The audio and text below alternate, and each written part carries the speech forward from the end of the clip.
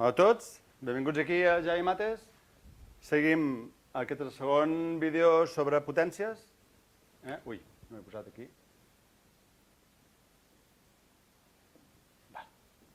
Bé, en el primer vídeo hem explicat què era una potència i com funcionava, sí?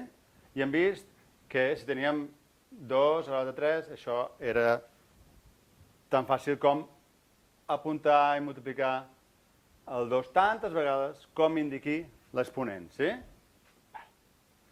També hem vist que si teníem un exponent negatiu, què passava? Bé, hem vist que això era igual que ficar 1 partit per 2 amb l'exponent positiu, sí?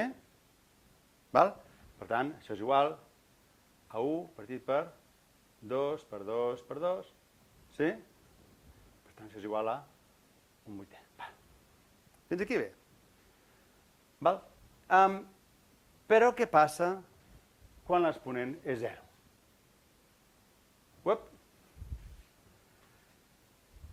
Un problema, perquè segons el que us hem dit a la definició, semblaria com si diguessis, el 2, 0 vegades, per tant, això ha de ser un 0, sí? Això sembla que hauria de ser el que és lògic, però us he de demanar perdó perquè no és 0, no funciona així. Qualsevol nombre, 2, 3, qualsevol nombre elevat a 0 és sempre igual a 1.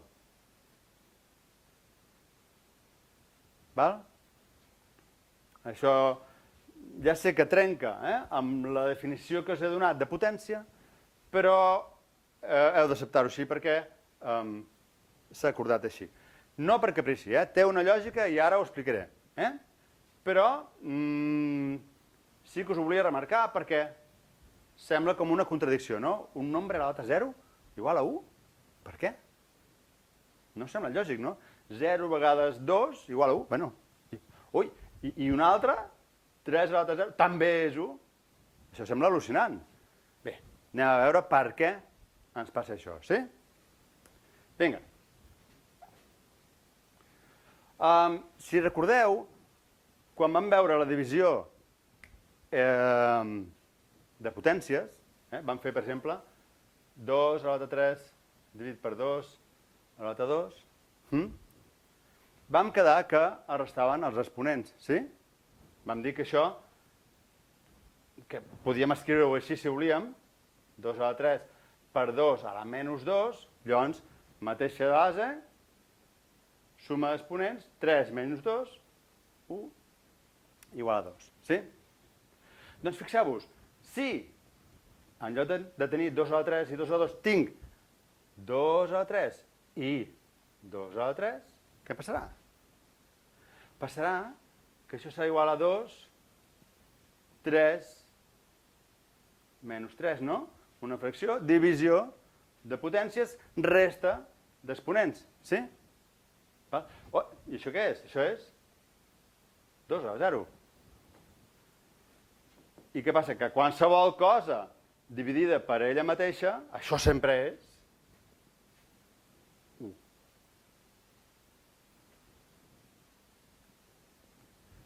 Us n'adoneu? Això no és un caprici, això té una explicació. Una altra manera de veure-ho és, mireu, quan jo tinc 2 elevat a 1, això, què vol dir? Jo agafo i fico 2. 2, només intervé un cop, per tant és 2. 2 elevat a 2 és 2 per 2. 2 elevat a 3 és 2 per 2 per 2. Sí? El que faig és, cada cop que augmento l'exponent, multiplico per 2. Us n'adoneu? Aquí tinc 2, si augmento l'exponent, torno, multiplico per 2, i si torno a augmentar l'exponent, torno a multiplicar per 2, i si vaig cap a l'esquerra, passa una cosa semblant. Fixeu-vos, si jo tinc 2 a la menys 1, això vam quedar que era igual que 1 partit per 2 a la 1, sí? Si fico 2 a la menys 2, això és igual a 1 partit per 2 a la 2, val? Per tant, d'aquí a aquí estic dividint per 2. Augmento el denominador, per tant, estic dividint per 2. I 2 a la menys 3, 1 partit per 2 a la 3, val? Torno a dividir per 2. El que us vull donar a entendre és que si em moc cap a l'esquerra vaig dividint per 2, si passo d'aquí a aquí, divideixo per 2, si passo d'aquí a aquí, multiplico per 2, sí? I doncs, què passa? Que si jo faig aquest pas d'aquí cap aquí, el 2 a 0, què passarà?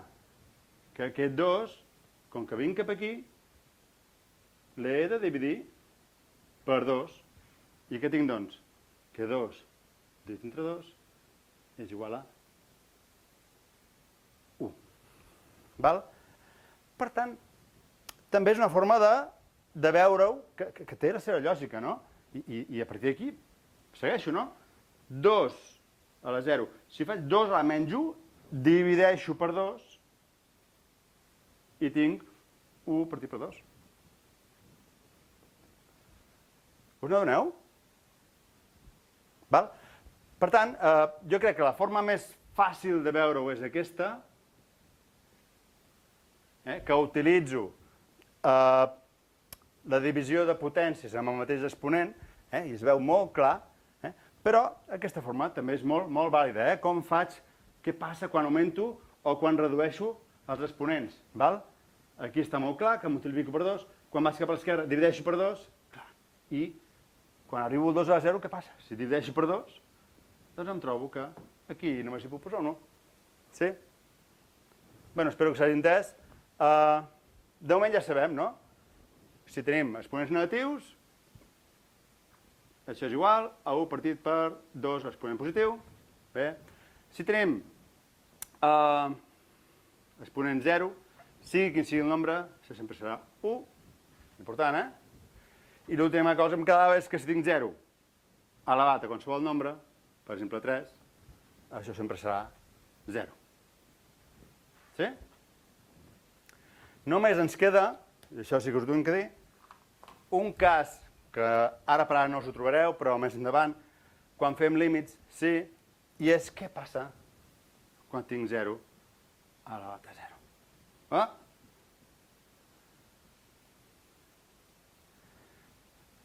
És un cas estrany. Per què?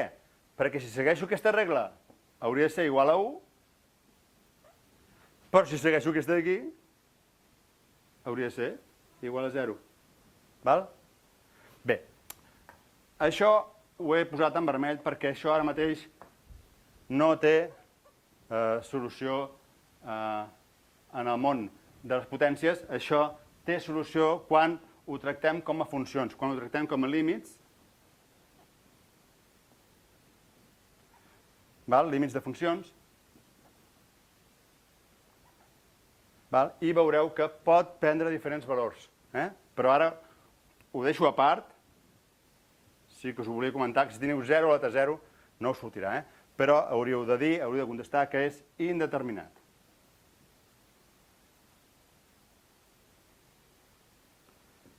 Ho veurem en el futur quan fem límits, quan fem funcions. Sí? Molt bé, espero que s'hagi entès aquest cas especial, sobretot de què passa quan tinc una potència elevat a 0. Tret d'aquest cas excepcional, tots els altres, qualsevol nombre elevat a 0 és 1. Sí? Molt bé, deixem aquí, ara jugarem una miqueta més amb potències. Vinga, ens veiem aquí a Jai Mates.